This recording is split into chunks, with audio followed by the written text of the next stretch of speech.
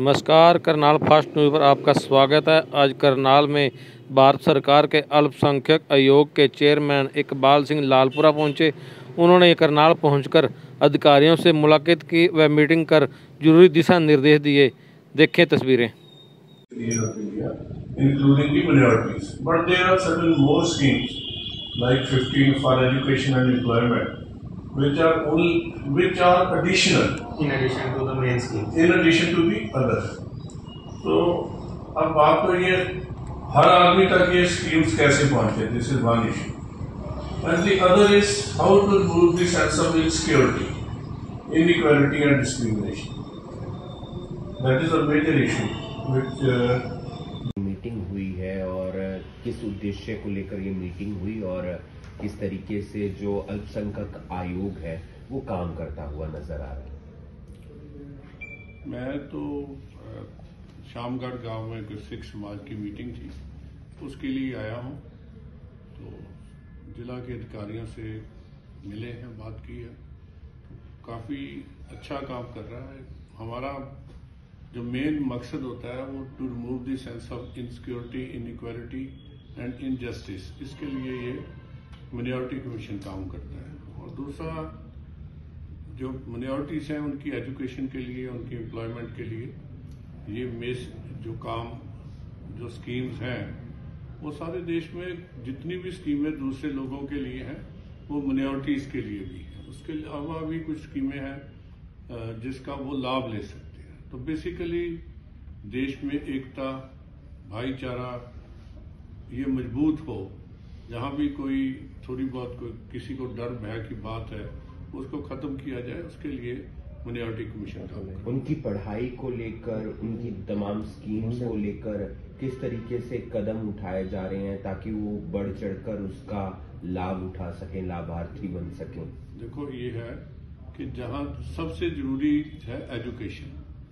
Education of right to education में 8वीं class तक तो free education for all Indians students, बच्चे जो हैं उनको यूनिफॉर्म भी फ्री मिलती है, किताबें भी फ्री हैं स्कूल में, और जो उसका फीस भी कोई नहीं है, एक समय का भोजन भी मिलता है।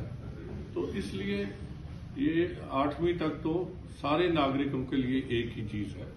उसके अलावा जो ब्रिलियंट चाइल्ड है, जो अच्छा आगे पढ़ना चाहते हैं, माइनॉरिटी कमीशन जो है मिनिस्ट्री ऑफ माइनॉरिटी अफेयर्स की तरफ से भी उनको मदद की जाती है।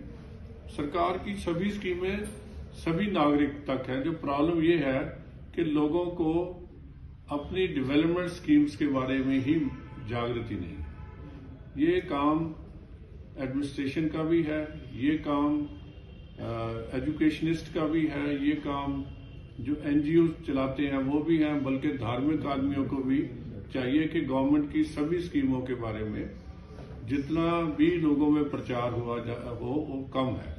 तो उसके लिए क्या कदम उठाए जा रहे हैं? कमीशन तो अपनी तरफ से करता ही, हम जहां भी जाते हैं आपके साथ भी बैठे हैं, बात कर रहे हैं। गवर्नमेंट को भी इसीलिए कहते हैं, हमारा जो पोर्टल है मिनिस्ट्री ऑफ माइनॉरिटी अफेयर वो भी खुला है। किसी को भी किसी तरह की इंफॉर्मेशन चाहिए वो हमसे ले सकता है, सहायता चाहिए वो हम ले सकते हैं, लेकिन लोगों तक ये बात लेके जानी, इसके लिए इतनी स्कीमें हैं किसान की डेवलपमेंट के लिए, इंडस्ट्री के लिए, एमएसएमई के लिए, विश्वकर्मा स्कीम है, कोई भी ऐसा नहीं है। अब तो 70 साल के ऊपर के लोगों के लिए फ्री मेडिकल भी है। ये आम आदमी तक पहुंचे, इसके लिए काम कर। सर, एक चीज का असेसमेंट नहीं होना चाहिए? हम देखते हैं कई राज्य ऐसे हैं वहां पर जो माइनॉरिटीज थे वो अब मेजोरिटी में आ गए हैं, तो ऐसे में उस चीज का दोबारा से असेसमेंट किया जाए, क्योंकि एक प्रतिशत रहता है जहां तक मुझे जानकारी है। देखो, ये दो तरह की है जो आप बात कर रहे हो। अगर किसी स्टेट में कोई एक धर्म के लोग मेजॉरिटी में हैं तो कुछ स्कीमें जो है उनके लिए अवेलेबल नहीं है, जहां बेनिफिट जो है वो वहां नहीं मिलते उनको। लेकिन जो नेशनल लेवल पे माइनॉरिटीज का फैसला गवर्नमेंट ऑफ इंडिया ने किया हुआ है, 6 माइनॉरिटीज जो हैं वो नेशनल लेवल पे उसको है, जिसमें इस्लाम को मानने वाले हैं, क्रिश्चियन हैं, सिख हैं, बौद्ध हैं, जैन हैं और उसके बाद पारसी है। पारसी की आबादी तो करीब 70,000 है सारे देश में। तो उनकी तो आबादी बढ़ाने के लिए गवर्नमेंट स्कीम्स हैं कि वो उन्होंने देश के लिए बहुत काम किया, तो उनकी आबादी कहीं खत्म ना हो जाए, इसके लिए काम कर रहे हैं। तो आपका कहने का संदर्भ ये है कि नेशनल लेवल पर सारी स्कीम्स उनके लिए हैं, पर नेशनल लेवल पर नहीं, स्टेट लेवल जो इम्प्लीमेंटेशन जो है वो तो स्टेट लेवल पे ही होती है। हर स्कीम जो है गवर्नमेंट स्टेट के साथ ही मिलकर करती है। हमारी स्कीम्स है, कोई स्कीम इनकी अपनी भी है, तो ऑल स्कीम्स आर अवेलेबल। एक जानकारी या एक चीज और सर, कई बार हम देख रहे हैं सर, एक ऐसा मुद्दा उठ रहा है जिसका कनाडा में प्रभाव देखने को मिला। अब हरियाणा, पंजाब में भी उसको लेकर बयानबाजी हो जाती है, खालिस्तान का मुद्दा सर। तो वो माइनॉरिटीज इस तरीके की बातें कर रहे हैं, तो कहीं ना कहीं एक भय का माहौल पैदा नहीं होता है सर? देखो बात यह है, कहाँ है खालिस्तान? यहाँ तो कोई खालिस्तान नहीं है। सुगबुगाहट, आप कनाडा का मुद्दा आप देख सकते हैं। बात कनाडा की कर रहे हो? नहीं, उसकी इसे कनाडा सुगबुगाहट की सरकार से पूछना चाहिए, शायद वहाँ खालिस्तान बन जाए कहीं। वो उसके लिए तो दहशत तो यहाँ भी फैलाई जाती है ना। हाँ जी, खालिस्तान के नाम पे दहशत यहाँ फैलाई जाती है, कनाडा के लिंक यहाँ बनाई जाती है। हम जो कोई दहशत नहीं है, सभी लोग खुशी खुशी यहाँ रह रहे हैं, सारे सिख देशभक्त हैं। गुरपंत सिंह पन्नू फोन कर करके धमकाता है। अरे गुरपंत सिंह पन्नू एक क्रिमिनल है, he is a simple criminal. Ram मंदिर को उड़ाने की धमकी दे रखी उसने, तो राम खालिस्तान का सिखों ने बयान दिया है कि हम उसकी रक्षा करेंगे।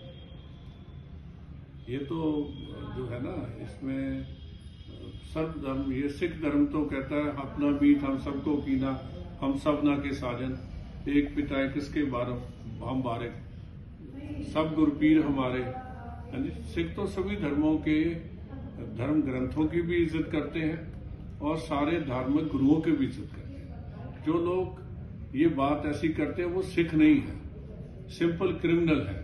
उसका नाम पन्नू हो, चन्नू हो, कुछ हो, दे आर नॉट सिख। तो किसी ऐसे जो आदमी सिख ही नहीं है, सिख तो वो है जो गुरुओं की परंपरा पे चलता है, गुरुओं के मार्ग पे चलता है। जो गुरु के मार्ग पे नहीं चलता उसको आप सिख कैसे कहेंगे? डन सर, कोई सवाल?